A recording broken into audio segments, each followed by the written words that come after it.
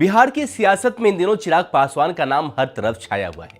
लोक जनशक्ति पार्टी रामविलास के अध्यक्ष और केंद्रीय मंत्री चिराग पासवान की हर बात, हर बयान सियासी गलियारों में हलचल मचा रहा है।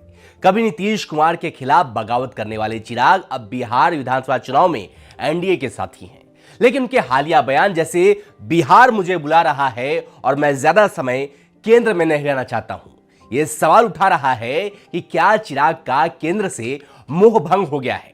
क्या वो बिहार की सियासत में बड़ा रोल निभाने की तैयारी में है? तो आइए चिराग के बिहार मोह, उनकी महत्वाकांक्षाओं और 2025 के बिहार विधानसभा चुनाव के सियासी समीकरण को आसान भाषा में समझते हैं। नमस्कार, मैं हूं अंकित मिश्रा और आप देख रहे हैं स्टेट में हिंदी। 2020 जब चिराग ने नीतीश को हिलाया। चिराग पासवान की सियासी कहानी को समझने के लिए 2020 के बिहार विधानसभा चुनाव को याद करना बेहद जरूरी है। उस वक्त चिराग ने एनडीए से अलग होकर अपनी पार्टी एलजेपी को अकेले मैदान में उतारा था। उनकी बिहारी फर्स्ट की रणनीति ने खूब सुर्खियां बटोरी थी। एलजेपी ने 133 सीटों पर अपने उम्मीदवार खड़े किए थे और खासकर नीतीश कुमार की जेडीयू के खिलाफ। नतीजा यह रहा कि एलजेपी को भले ही सिर्फ एक सीट मिली हो, लेकिन चिराग ने जेडीयू की 27 सीटों पर नुकसान पहुंचाने का काम कर दिया। नीतीश कुमार की पार्टी जेडीयू, जो कभी बिहार की नंबर 1 पार्टी थी, बिहार विधानसभा चुनाव में तीसरे नंबर पर खिसक गई। चिराग की इस बगावत ने नीतीश की सियासी जमीन हिला दी थी। वहीं नीतीश कुमार के एक तीखे बयान पर जब उन्होंने चिराग को बच्चा कह दिया था, तो चिराग ने पलटवार करते हुए कहा था, इस बच्चे ने आपको विधानसभा चुनाव में धूल चटा दी।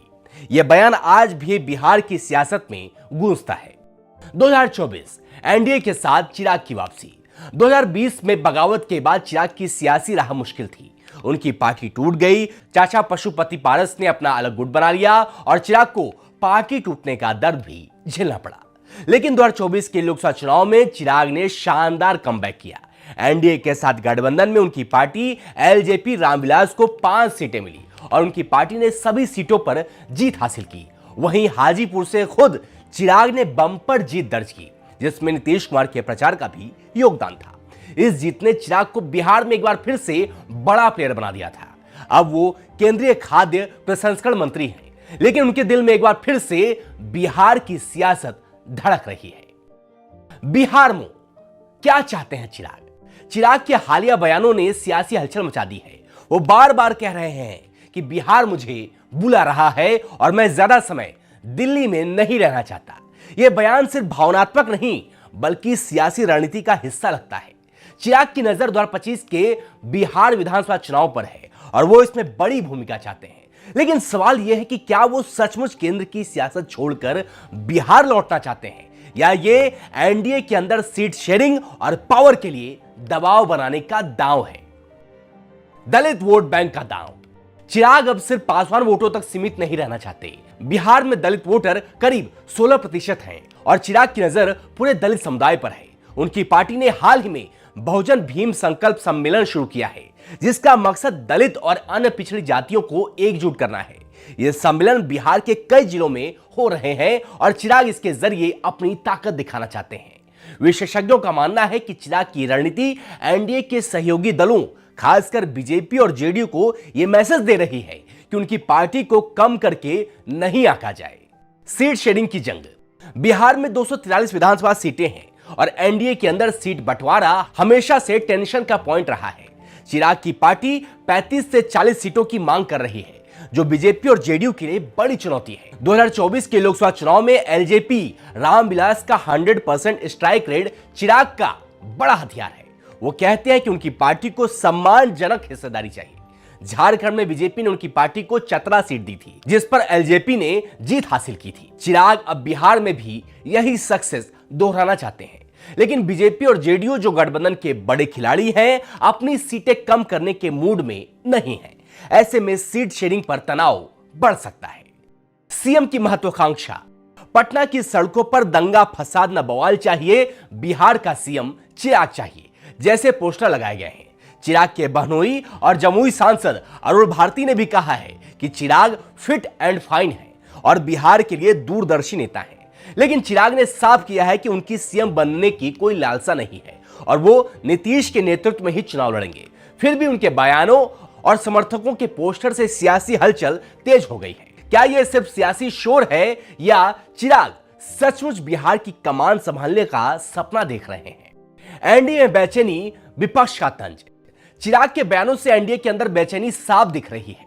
जेडीयू नेता महेश्वर हजारी कहते हैं कि पीएम मोदी सब संभाल लेंगे और कोई 2020 जैसी गलती नहीं होगी। बीजेपी प्रवक्ता शाहनवाज हुसैन ने तो चिराग को टीम का अहम प्लेयर बताया, लेकिन नीतीश को कप्तान कहकर साफ कर दिया कि सीएम की कुर्सी पर कोई सवाल नहीं बनता है। दूसरी तरफ विपक्षी नेता तेजस्वी यादव चिराग को बाहरी कहकर तंज कस रहे हैं। एचएम के जीतन राम मांझी और आरएलएसपी के उपेंद्र कुशवाहा ने भी चिराग को गठबंधन का धर्म निभाने की नसीहत दे डाली है।